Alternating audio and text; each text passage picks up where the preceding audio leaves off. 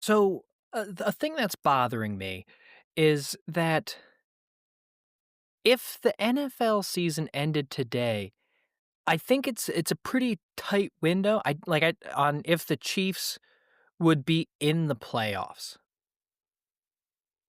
But if you look on a sports book, they are still the odds-on favorite to win the Super Bowl. And I don't think they would be in the playoffs if it ended today. They might be. I could be wrong.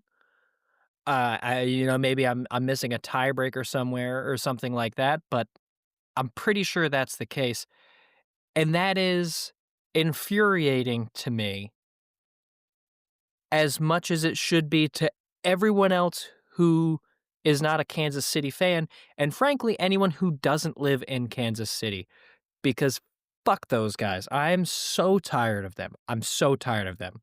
Let's talk about it.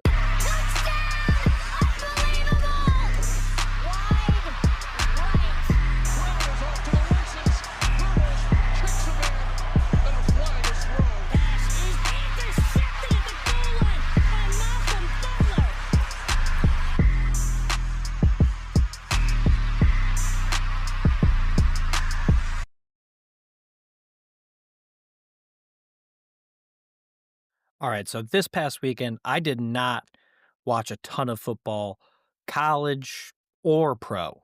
That's just how this went. Um, I was a busy little guy. I was a busy little guy this weekend. What do you want me to say? I had to go to the bar on Friday. And that took all night. I got home at 1 a.m. And then I had to go to a Halloween party on Saturday. And that took all night. I got home at 2 a.m. So I didn't get the chance to watch a ton of football. On top of that, I was also helping dog sit for someone, and then life just gets in the way. I still gotta go to the gym, I still gotta work on my sister's car, still gotta work on my car. Do you know how overdue I am for an oil change on my car? It is a problem. I am, like, white girl levels of overdue on the oil change for my car, and I keep putting it off, and that's a mistake, and now it's cold, but that's okay because I'll just do one now at the very first day of November, and that'll be good until it's warm again, maybe. Or as long as we handle it with the same care we did this time, which is just white girl approach. But it wasn't a terrible weekend to not watch a lot of football, which seems bizarre, but all the games kind of sucked. Like they were just blowouts. Like across the not all official blowouts, but I think there was one game on Sunday that was a less than double-digit win, and I'm pretty sure that was the Jets game. I think they won by, like, 1 point, which I fucking feel really good about, because I fucking called that one. I just had a feeling. I was like, "It's gonna be the Jets." I don't know why, I just feel like it's gonna be the Jets. Unfortunately, every other game that I picked was wrong because of just monstrous, monstrous injuries, but it was kind of a shitty NFL Sunday, in all honesty. I mean, I can't speak for college. There's 86 games that go on every Saturday. I didn't catch a lot of them. What are you gonna do? We talk more NFL than anything else anyway. Uh, yeah, but a lot of injuries fucked everything up. So, like, in ways that didn't make sense, the Atlanta Falcons lost, just destroyed got destroyed by the Miami Dolphins. The Dolphins are bad. So get this, the Dolphins are bad at everything that they do. They put up, I don't know, 30 something, 40 points, I don't remember exactly. They put up a lot, and the Falcons put up, like, 10 points, I think. I don't know, I don't have this shit in front of me. I am watching the highlights of that game right now, so which is why we're talking about it first. And I gotta say, Kirk Cousins, I don't remember what his salary is. I know his salary is that of a starting quarterback, which he is just not. This team does not look the same without Michael Penix under center and without Drake London, their starting quarterback and their starting, like, their number 1 wide receiver didn't play. For most teams, that is gonna be a huge problem, but the Falcons just so happen to be paying Kirk Cousins like $40 million a year, and he was supposed to be their starter. They paid him as a starter, and then he has done nothing but play poorly for them for the 2 or 3 years he's been there coming off of his ACL. Also, they have arguably the best running back in the league in Bijan Robinson, and I think he had like 19 yards rushing this game, which is atrocious because Miami, up to this point in the season, has the worst run defense in the league. So that doesn't make any sense. How did that happen? And then you go and you watch. I mean, I was just watching the highlights, so you see some of the good, some of the bad. Kirk Cousins had a lot of bad, and they just weren't moving the ball, like, at all. It made absolutely no sense. I it's a team that, like, when you watch them, I now have no idea what to expect because they're all over the place. I mean, you get them 1 week, they lose 30 to nothing to the fucking Carolina Panthers, and then they go out and they beat the Bills fucking on the road, which is crazy because no one saw that coming, thought it was gonna be a tight game, and then they come out and they get fucking dominated by the Dolphins in a way like they should not have because they should have been able to run the ball all over them and play to their strength and use their best player on offense to level this playing field and at the very least keep it close. If they had won in a weird way, that would have been fine. I mean, Kirk Cousins was missing some throws. He didn't play particularly well, wasn't stretching the field, wasn't going to be a very dynamic offense, but I can't imagine that Miami was just oh so stout on the run game all of a sudden that they bottled up Bijan Robinson and Tyler that doesn't make sense to me. And maybe that's just me. Maybe that's just me, like, because I didn't watch the game and I've only seen the highlights. I don't really know the flow of the game, but it really feels like that should not have been the case. The only thing I do wish is that, fucking I had known that these guys were gonna be out before I put money on them. I wish I had known that, um I wish I yeah, oh, fuck, just brain fart, sorry. I wish I had known that Michael Penix and Drake London were gonna be out before I put money on them, instead of just putting money on the Falcons to win in the 3rd quarter, and I think the Falcons money line, and then immediately finding out right after that 2 pretty important players were not going to be on the field. Now, I don't believe in the Dolphins. I don't think they're good. I think they just executed well against a banged up, wishy-washy team. But I'm also not gonna sit here and be like, "Oh, I'm so surprised that they scored points." We know that they can score points. But we also know that they're going to fuck it up somehow in the end because that's just what they do. They're just not a complete football team. They've got a terrible defense. They're just bad. They're just flatly bad. So I don't know what happened with the Atlanta Falcons, but that was disastrous. And frankly, you cost me a lot of money. And on National Tight End Day, you're not going to throw the ball to Kyle Pitts. He's a great tight end. This is what he does. He was a top 10 pick, I'm pretty sure. And you're just not going to use him to catch the ball well, I shouldn't say you're not going to use him to catch the ball. I think he got 9 targets with 9 receptions.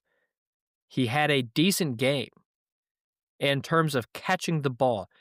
Every other aspect, I don't think he executed that well. No touchdowns. I don't think his yards were that crazy. I don't have it in front of me, but just fucking got just shut down.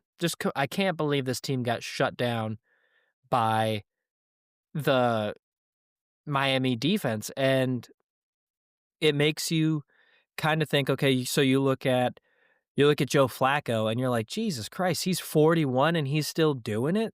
That's wild. He's still winning games and now he's out there slinging it. And then you look at Aaron Rodgers and you're like, he's like 41, 42, right around the same age as Flacco.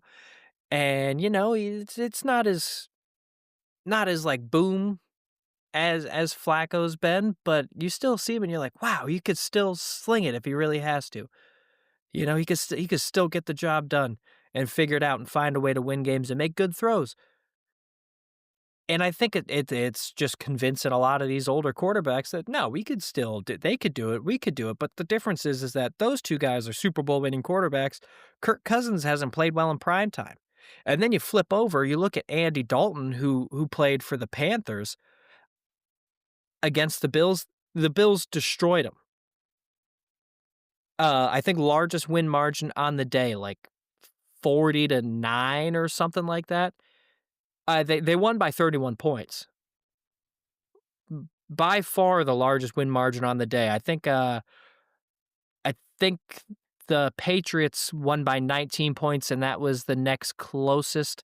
I feel like there's a team oh, no, there's some team that won by 20 points. I just don't remember what it is off the top of my head.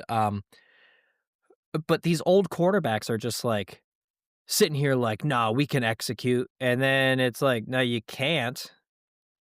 You know what I mean? Like, it's not working.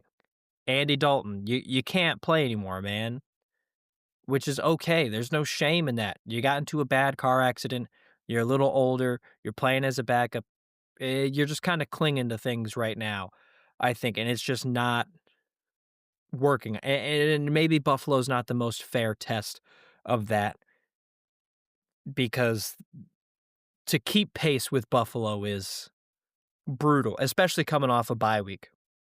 Buffalo off a bye week is a fucking force to be reckoned with. They are 9-0 with Sean McDermott off bye weeks. That's just what they do. They come out and they dominate in those spots. And and it does feel a little unfair for Andy Dalton. And maybe a little unfair for Kirk Cousins, but I would say Kirk Cousins, you're getting paid to go out and win those games. Because they paid you before they drafted Michael Penix. And now you're just not executing, and we're talking, what was it, 2 or 3 years removed from the ACL tear, I believe it was, or the Achilles, I don't remember which one. There's no excuses anymore. You're a little older now, and you're not as good, and there's nothing wrong with that. There's no shame in that. The game has changed. You can't move around as much, and frankly, you guys are not playing with the most consistent teams. Andy Dalton, the Panthers are not good. The Panthers aren't great with Bryce Young, their young, effective starting quarterback, who, yes, I'm not gonna sit here and say he's great, but he's better than what they just had out there this weekend. That is for sure. So a lot of blowout games. The only one so I'm gonna pause on the Bills for now, and we're gonna come back to them. We're gonna jump over. Talk about the only game that wasn't a double-digit loss, and Jets-Bengals. Speaking of old quarterbacks, 38-39, Jets pull it out. They had a legendary player, Nick Mangold, of the Jets, pass away. I believe he had an issue with his a kidney that I heard he'd been dealing with since like 2006. So this was something that he'd been dealing with for so long, and then very sudden, very sad passing. A bit of a legend, I would say, in terms of the New York Jets fandom. I wasn't super familiar with him as a player, but I did know his name. Um, I knew who it was when I saw it online. I was like, that's terrible," 'cause he wasn't that old. He was a young man. Well, I wouldn't say young man, but you know what I mean. So, yeah, the Jets are they were fun to watch. It was sad to see but player passed away from a tough disease, and no one wants to see that. No one's ever rooting for that, you know? But these things happen, and Justin Fields and the New York Jets did the right thing, and they went out and they played their heart out for someone who passed away and was near and dear to the franchise. Now, I don't know why I thought the Jets would win this game. I think it's most likely because of a tweet that I saw from, someone like a social media personality who I know is a big Jets fan, and, that's probably all it's really based on, is just that one guy. I think the tweet said, like, "This is the Justin Fields Mike White game," which is basically just where you become a legend, and he called his shot. In fairness, that I saw that before the game, and I went, I think on, like, Thursday or Friday, and I went, we're taking the Jets then. We're rolling with the Jets." I don't know if I put money on them. The NFL pool that I'm in, I think if memory serves, I definitely took them in the NFL pool, which is that's a W. I think everyone else had Cincinnati, and I was like, "Nah, I don't see it. I don't see it. Here we are, I was right." You know what I mean? Like, but let's get off that. Let's talk about the real news, and that's Buffalo. They did exactly what I needed them to do before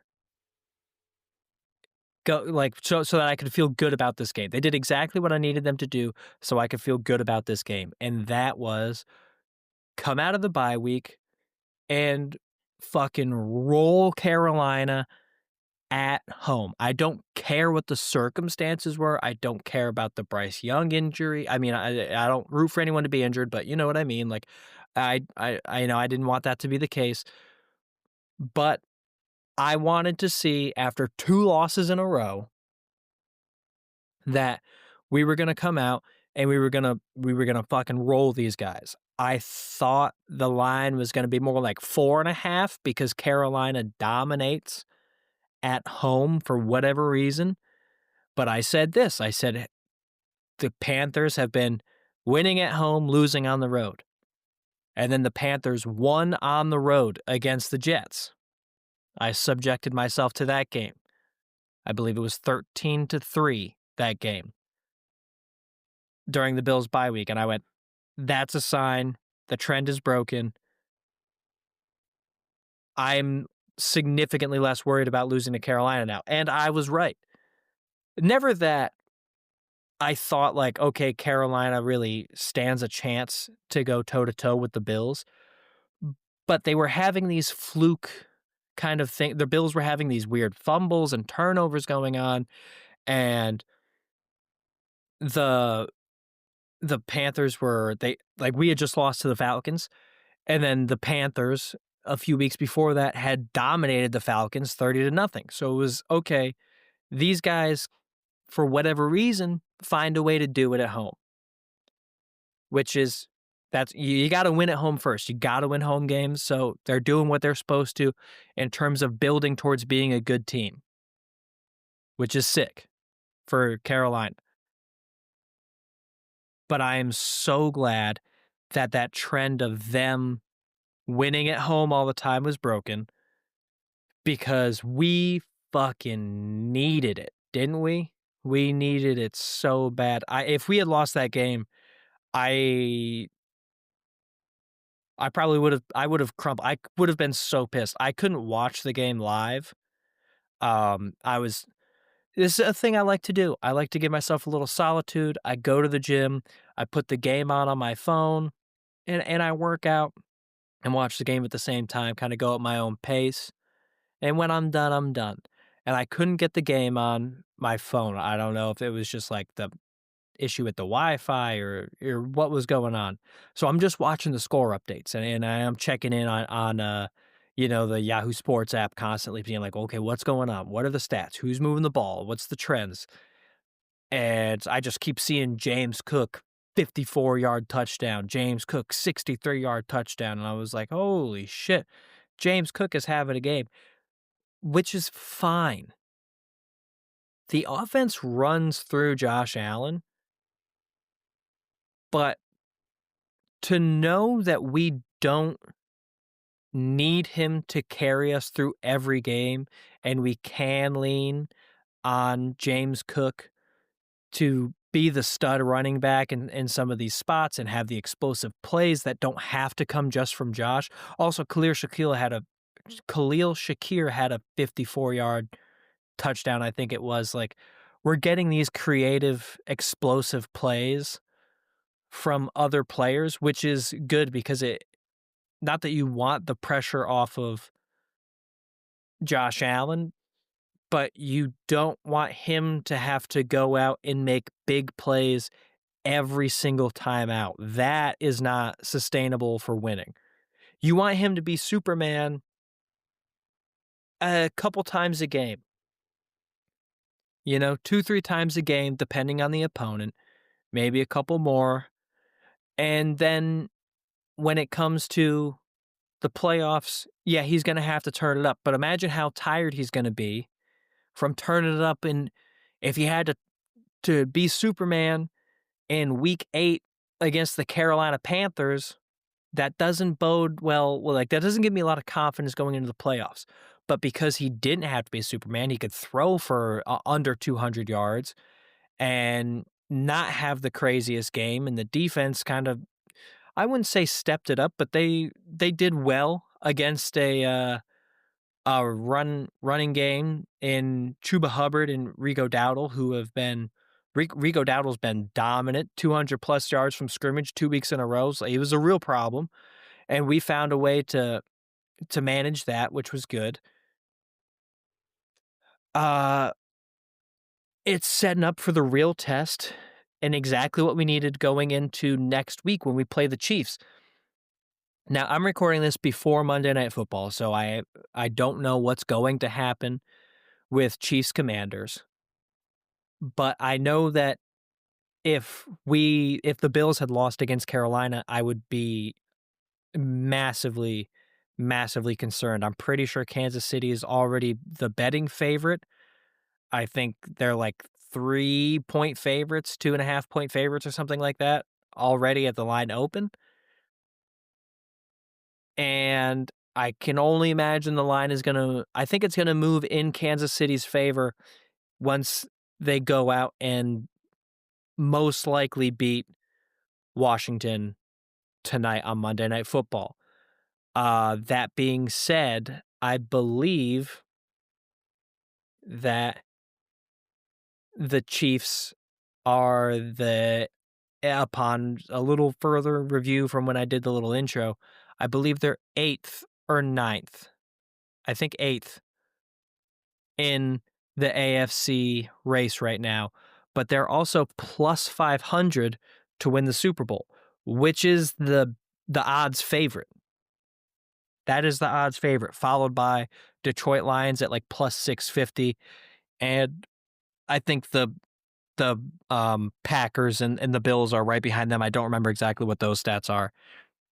But if we find a way, the Buffalo Bills find a way to go out and beat Kansas City and be competitive next week at home against the Chiefs, who are the Super Bowl favorites, then I will feel slightly good. My concern with that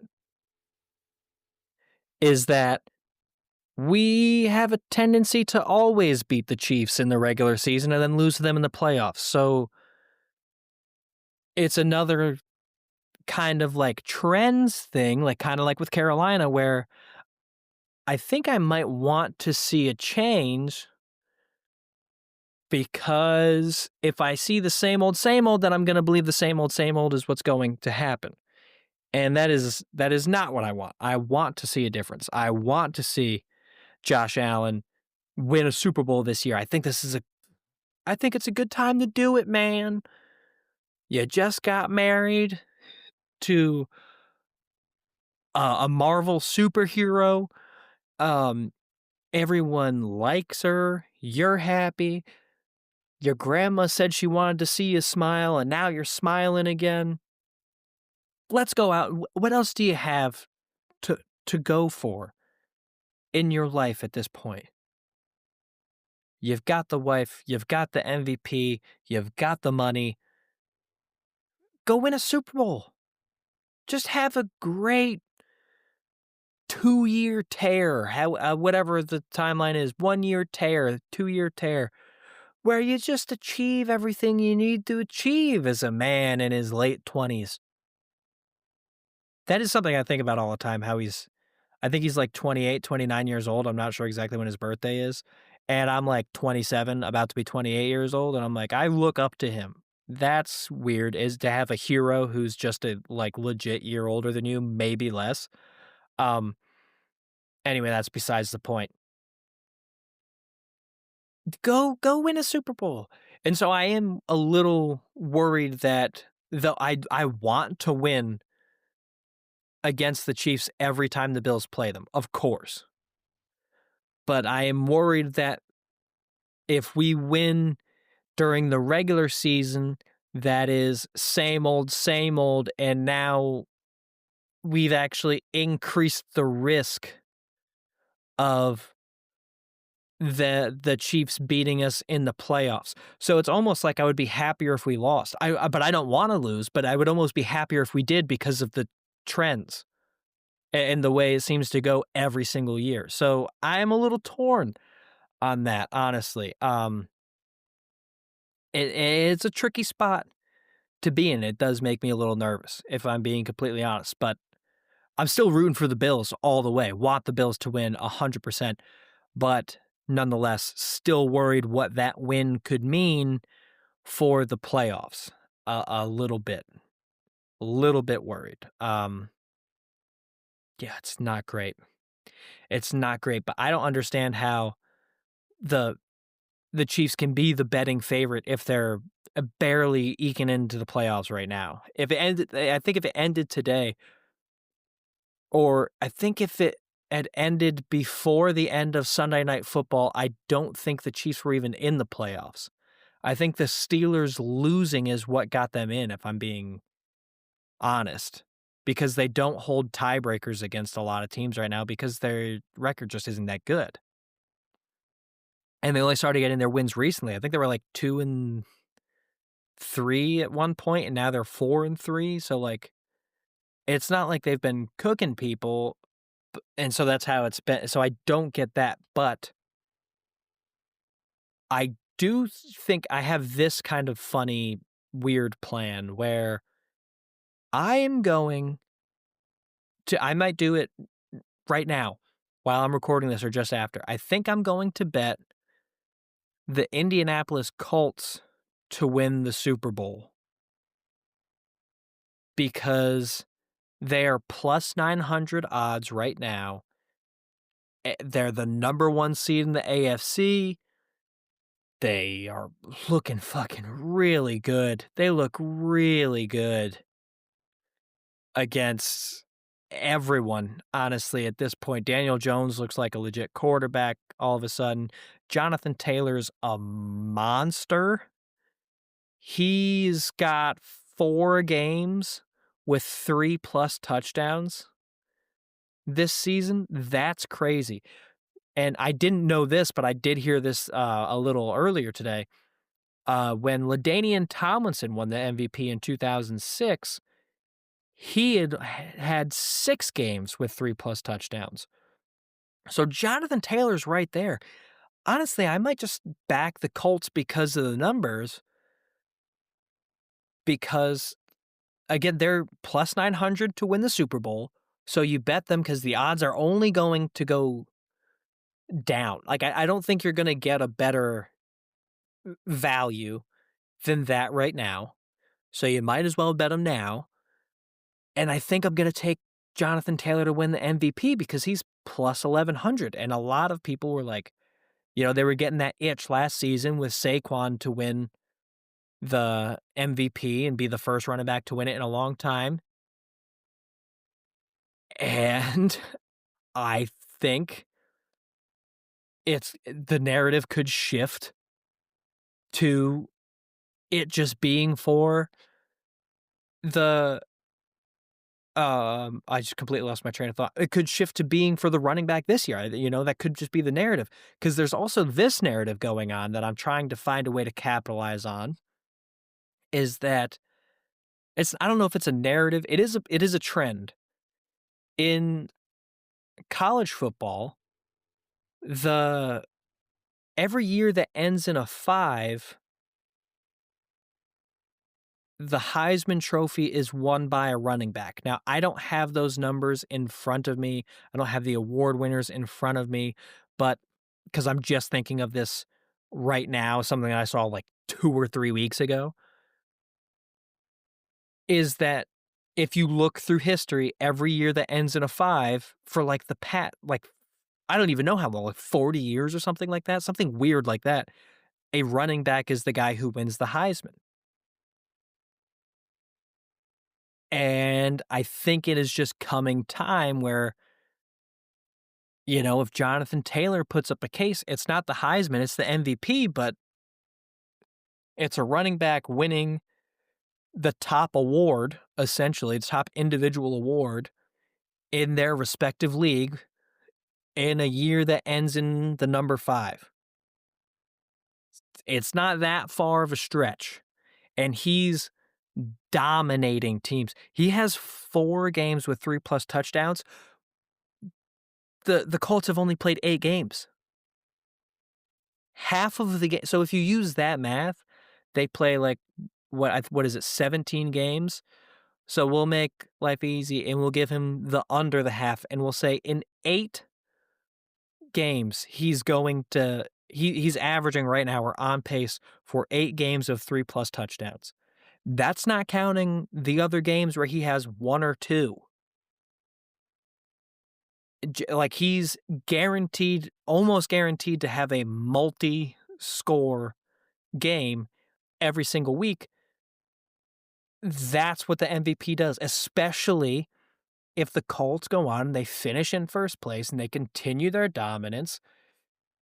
I promise you, I'm betting the Colts to win the Super Bowl because I can either cash out and make some money, or you just bet you hedge the bet. It's basically it's a gambling tactic. I don't know who listens to this that gambles, but it's the gambling tactic where you bet on one when you got good odds, and then you go in every week during the playoffs and you bet against them. So no matter what, you win money. All you have to do is you bet on one team to win the Super Bowl, and then every week through the playoffs, you bet against them. No matter what, you're making money. Because if they go all the way and they win the Super Bowl, you made money. If they don't go all the way and they lose, well, you bet on them to lose it too. So it doesn't matter. So it's just you just hedge the bet. That's for people who don't know what that means. And then again, I think Jonathan Taylor's got a real case to win the Super Bowl. Like, why would you not bet him at plus 1,100? Like, fucking what? When you look at people like above him, it's Baker Mayfield, Drake May, fucking Josh Allen. I think Mahomes might be up there. I don't remember who's at the top of the list because I was really only going in and looking for the Jonathan Taylor one. But it's wild what you can get. And so I think it's worth looking at. And I also think, like, it's so frustrating, again, to bring it all the way full circle, so frustrating that the Chiefs are the favorites to win the Super Bowl despite barely having a record that barely gets them in the playoffs as of right now. But I don't know if that's just because so many people bet on them, but it is, like, it's so frustrating that these guys just don't go away. I'm so sick and tired of these guys. I just had the thought, which I'm not a huge fan of, but just had the thought that would I rather the Patriots win the Super Bowl this year than the Chiefs, or the Eagles win the Super Bowl this year than the Chiefs? Fuck, oh god, that's a scary thought. If the Bills couldn't get it, obviously I want the Colts because that's who I'm putting the money on. Outside of the Bills, that's who I'm putting the money on. But I don't want it to be the Patriots, I don't want it to be the Chiefs, but I think I want it to be the Patriots more than the Chiefs. And what about the Ravens? They're in that mix too, all over the AFC. We're not even talking about the NFC, just the one conference. We've got teams that were like the Chiefs seem like a team that like I hate the AFC teams. I don't have the same animosity towards the other conference. Like I think it's boring if the Eagles win it again, just because feel like Eagles fans are such I don't know hormonal assholes. Like just the fucking just one thing goes wrong and they fucking cry and whine. But then when they win, they're like, "We don't give a fuck. We don't give a fuck what you guys say." You guys are the most infuriating fan base just because you're so annoying. You're so annoying. If I could pick like a dream matchup that that I think would just be really good football, and I had to leave the Bills out to maintain my unbiased opinion on this, on what I just think would be fun football, I think Colts versus Tampa Bay, I think would be so much fun, and I think I'd be happy with either one of those teams winning it. 'Cause Baker Mayfield winning a Super Bowl would be so much fun. I think him playing on that grand a stage would be so much fun. And the Daniel Jones thing of him having essentially one good year for the Giants, and then everyone was like, "Daniel Jones fucking sucks," and then he goes to Indianapolis, and hand up, I thought the start of the season he was gonna be bad too. I was like, I don't think he's gonna be good. I think he's gonna be very, like, whatever, mediocre, middle of the pack kinda guy, falling somewhere in between 14th to 20th, somewhere in that 6 to 7 quarterback range, just because I think the Colts have a good roster. If you leave the quarterback out of it, they've got a really good roster. So, who's to say that they can't get I'm talking about the Colts a lot, I guess, but also, like, Baker Mayfield, like, Daniel Jones and Baker Mayfield duking it out in a Super Bowl, when their teams are fun and good and, like, enjoyable to watch, that would be so good. I think it would be good football for America. I'll tell you what America doesn't need. America doesn't need the Patriots to win another Super Bowl. No one likes them. America doesn't need the Chiefs to win another Super Bowl because that's not even no one likes them. Everyone hates the Chiefs. The Ravens, I have personal animosity towards Lamar Jackson, because he gets compared to Josh Allen a lot. I think he plays for MVPs. He doesn't play for championships. I think that's clear. I don't think that's a long shot by any means. And I think when you like the Philadelphia winning a Super Bowl will be boring. Green Bay winning a Super Bowl just doesn't sound fun.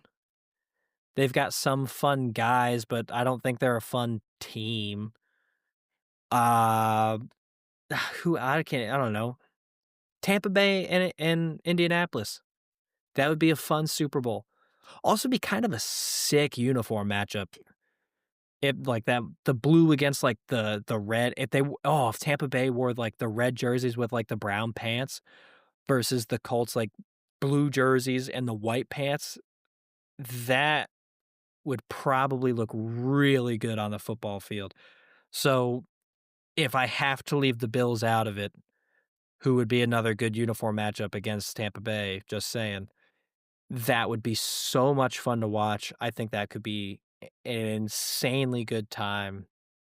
Um, God, that would be so much fun. I we're I mean, pivot 'cause I don't even have much more to say. It was kind of a boring week of football. I'm excited for the, Monday Night Football game, but, we'll fucking see what happens here.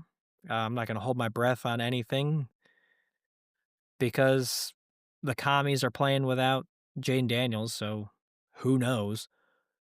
So the fucking Chiefs will probably win in a fucking blowout. Fucking sucks. God damn, I hate him so much. I hate him so much. I hope I get the opportunity to interview a Chiefs player at some point and I can just shit all over them. I hate him so much. But anyway, let's talk about the Wild at One parlay. Not good again. Not good again. We are 0-7 on the Wild at One parlay. But you know who else was 0-7? You know who else was 0-7? The New York Jets. They were 0-7. And then the eighth try came around and they won it in glorious fashion.